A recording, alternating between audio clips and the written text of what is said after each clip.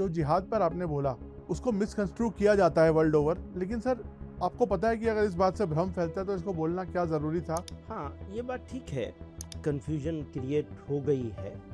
जिहाद के कई माने होते हैं।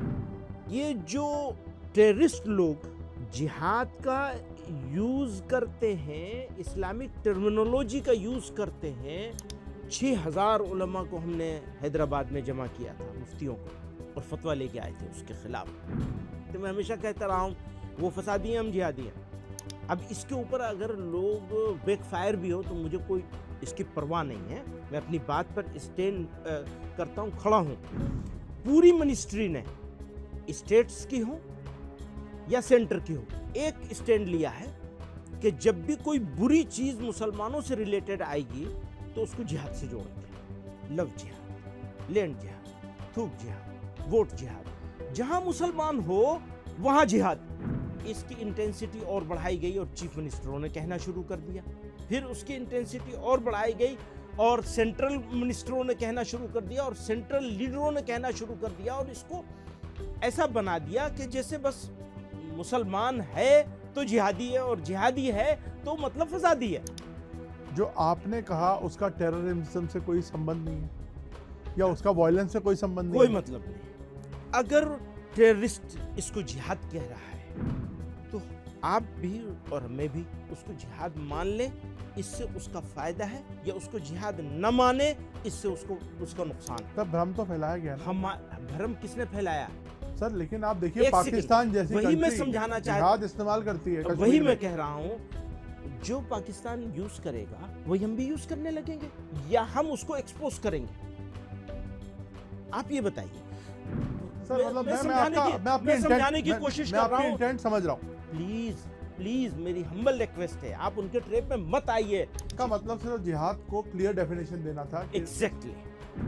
आप सुप्रीम कोर्ट को भी लताड़ रहे हैं। अब आप क्या कह रहे हैं कि मैंने ये कहा कि सुप्रीम कोर्ट गलत है, और जो मैंने कहा है वो सुप्रीम बहुत कोर्ट सरकार के दबाव में काम करता है। ऐसी फीलिंग्स हैं। पर सर ये असुरक्षा की भावना, मुझे लगता नहीं है ऐसा कुछ कोई आपको नहीं लग रहा है? तो हम भी जमीन पे हैं सर। आपको मुसलमान होना पड़ेगा इस पे आने के लिए। ऐसा मतलब सर ये क्या तो है थोड़ा कि सा मैं जिस- इससे डिसएग्री हाँ करता ठीक हूं। है, आप डिसएग्री करें, ये आपका अधिकार है। क्योंकि मेरे ही इंटरव्यू में आपने पिछले इंटरव्यू में जब आरएसएस ने रीच आउट किया था, मोहन भागवत ने बोला था कि हमें मिलके चलना है, उसको आपने वेलकम किया था। और आप डी रेडिकलाइजेशन, आपने रेडिकलाइजेशन के खिलाफ पूरी जंग लड़ी है। Always। और अब आप कह रहे हैं कि मतलब हम अवेलेबल हैं। दीवार पे लगा दिया गया है। थोड़ा सा मुझे हाँ ठीक है, इसमें कॉन्ट्रडिक्शन लगता है। ठीक है, आपकी वो बात सही हो सकती है। मुशर्रफ को एक आदमी ने जवाब दिया था कि इस देश की मुसलमान के साथ सिविल सोसाइटी खड़ी है।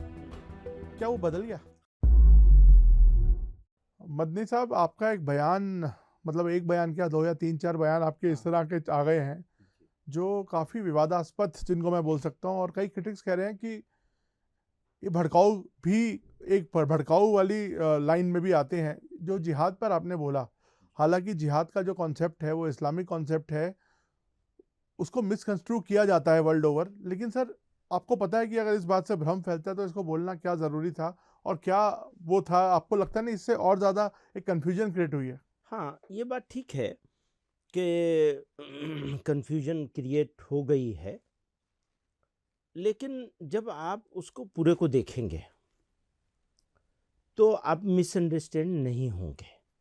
मिसअंडरस्टैंड होने से बचाना मेरी जिम्मेदारी थी, और आप उस जिम्मेदारी को मैं पूरा नहीं कर सका, आप उसके लिए मुझे कसूरवार करार दे सकते हैं। लेकिन अगर आप पूरा बयान देखेंगे तो 3 बातें कही गई हैं। एक तो ये कि इंडिया में उस जिहाद को, जिहाद के कई माने होते हैं। मसलन खुद नबी सल्लल्लाहु अलैहि वसल्लम ने फरमाया, जिहाद असगर से जिहाद अकबर की तरफ चलो। अकबर यानी सबसे बड़ा जिहाद। सबसे बड़ा जिहाद क्या है?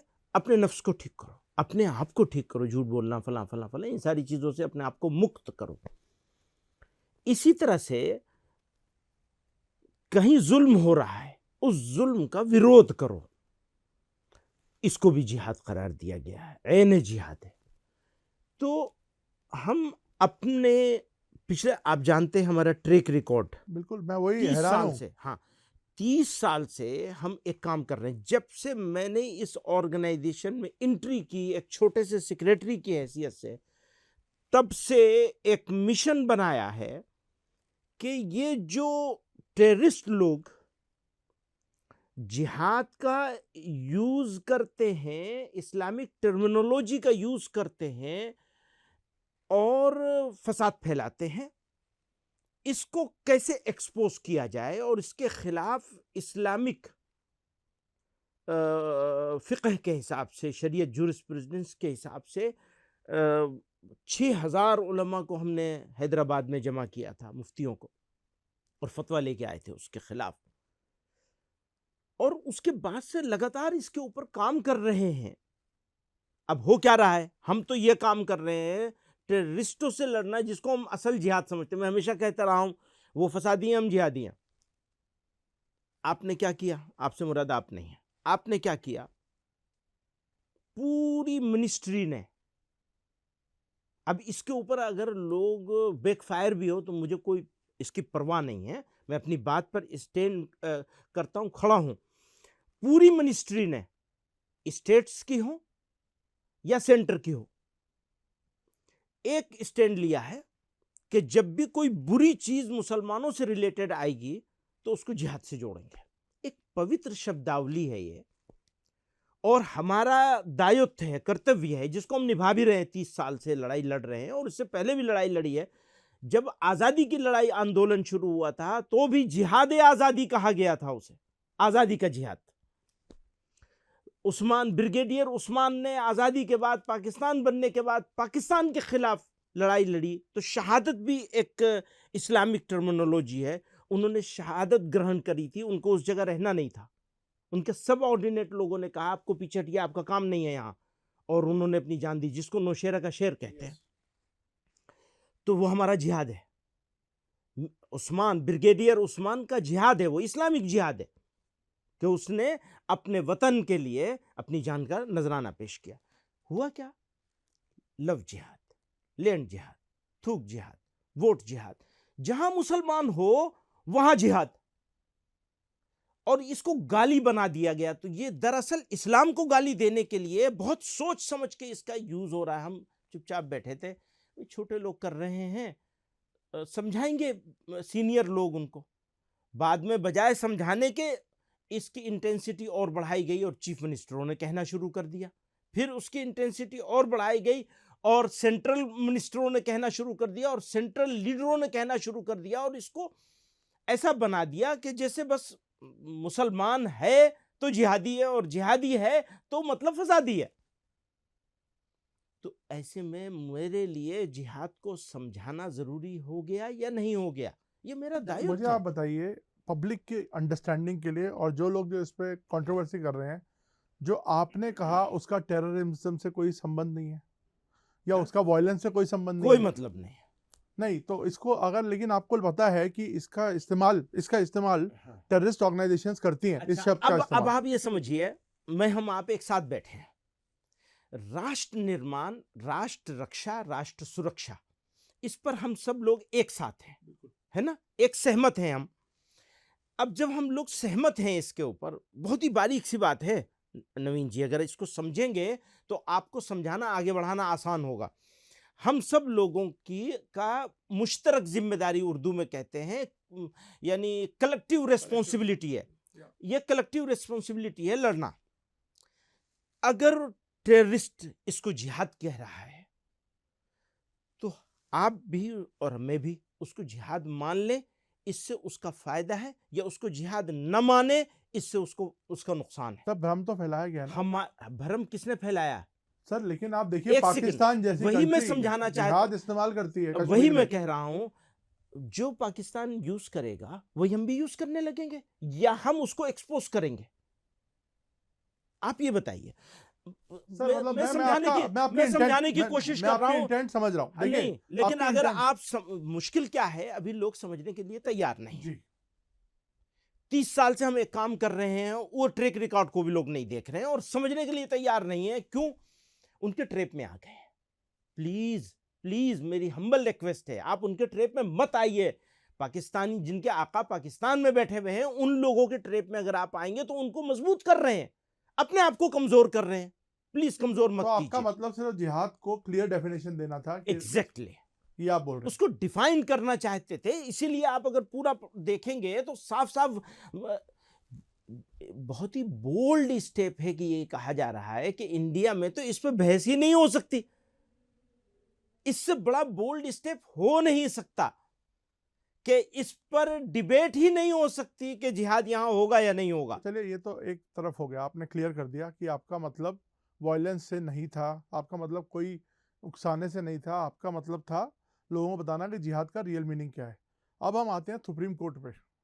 आप सुप्रीम कोर्ट को भी लताड़ रहे हैं। अब आप क्या कह रहे हैं कि मैंने ये कहा कि सुप्रीम कोर्ट गलत है, और जो मैंने कहा है वो सुप्रीम बहुत कोर्ट सरकार के दबाव में ऐसा काम करता है इस ऐसा तरह से। ऐसा ऐसी फीलिंग्स हैं। देखिए, मैं एक इंडिविजुअल नहीं हूं, एक ऑर्गेनाइजेशन को से बिलोंग करता हूं, और वो ऑर्गेनाइजेशन एक पर्टिकुलर कम्युनिटी के साथ बिलोंग करती है। अगर मैं उसकी फीलिंग्स को आप लोगों तक, मुल्क तक नहीं पहुंचाऊंगा तो मैं बेईमान हूंगा। फीलिंग्स क्या है कि डंडी मारी जा रही है, उस फीलिंग को बयान किया है मैंने। हो सकता है वो फीलिंग गलत भी हो, क्योंकि बहुत सारे अच्छे फैसले भी आए हैं, उनकी तारीफ भी होती है। हमेशा ये कहा गया है इस ऑर्गेनाइजेशन के रिजोल्यूशंस में, 1-2 में नहीं 20 में, कि हमारे लिए बहुत बड़ी होप, बहुत बड़ा सहारा है। ये जो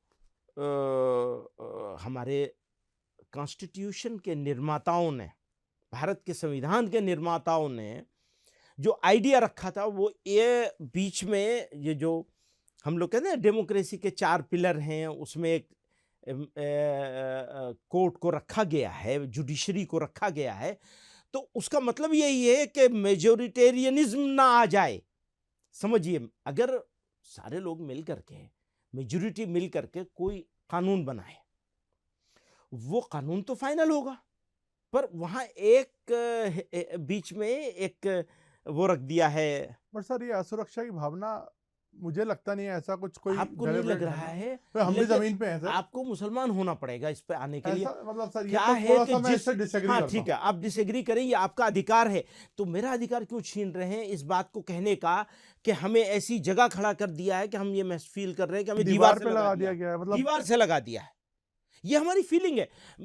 एक बात नवीन जी, क्योंकि मैं आपके साथ एक रिश्ता है, तो ये मैं रिस्पेक्ट करता हूं इस डिसएग्रीमेंट का जो आपको है, लेकिन प्लीज मेरा जो एक फीलिंग है। मेरे ही इंटरव्यू में, आपने पिछले इंटरव्यू में जब आरएसएस ने रीच आउट किया था, मोहन भागवत ने बोला था कि हमें मिलके चलना है, उसको आपने वेलकम किया था। और आप डी रेडिकलाइजेशन, आपने रेडिकलाइजेशन के खिलाफ पूरी जंग लड़ी है। और अब आप कह रहे हैं कि मतलब हम अवेलेबल हैं, दीवार पे लगा दिया गया है। थोड़ा सा मुझे हाँ ठीक है, कॉन्ट्रडिक्शन लगता है। ठीक है, आपकी वो बात सही हो सकती है। मुशर्रफ को एक आदमी ने जवाब दिया था, इस देश की इस मुसलमान के साथ सिविल सोसाइटी खड़ी है, क्या वो बदल गया? हाँ, इसलिए आज की तारीख में अगर मुझे कहना पड़े तो मेरी हिम्मत नहीं है कहने की वो जुमले, मेरी हिम्मत नहीं है। क्यों?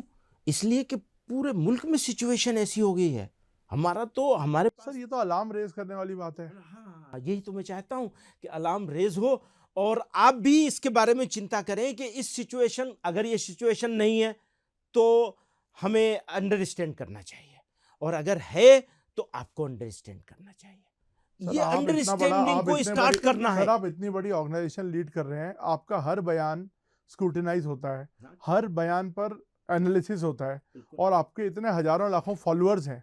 तो सर, आपको लगता नहीं कि ये इतने अलार्मिस्ट बात करना एक गलत मैसेज देगा और हमारे देश की यूनिटी को? बहुत दिनों से ये बात हमारे ऊपर है कि हमें ये बात कम्युनिटी के सामने, कौम के सामने, देश के सामने रखनी चाहिए कि ये हमारे कंसर्न है। हमारे कंसर्न को हमारा गद्दारी साबित करना ये बहुत बड़ा अन्याय होगा इस देश के साथ। कौन साबित कर रहा है ये आप अगर स्पेसिफिकली बोले तो? अलबत्ता नहीं, लोग कह रहे हैं, बोल रहे हैं ना बहुत जगह। बहुत आपको लगता नहीं बहुत छोटी माइनॉरिटी है जो इस तरह की बातें कर रही है? ये बात सही है, लेकिन इसमें पूरे देश को पेंट करना, लेकिन ना पूरे देश को पेंट नहीं कर रहे हैं। हमने तो इसी प्रोग्राम में, इसी तकरीर में ये बात कही है कि 60% लोग अभी भी हमारे खामोश मेजॉरिटी जो है, हमें उसको एड्रेस करना है और उसको अपने साथ लेना है। अपने साथ लेने का मतलब ये अपने कंसर्न के साथ। तो अचानक आप इतने नाराज क्यों हैं, ये बताइए मुझे, इतनी नाराजगी क्यों? नहीं है,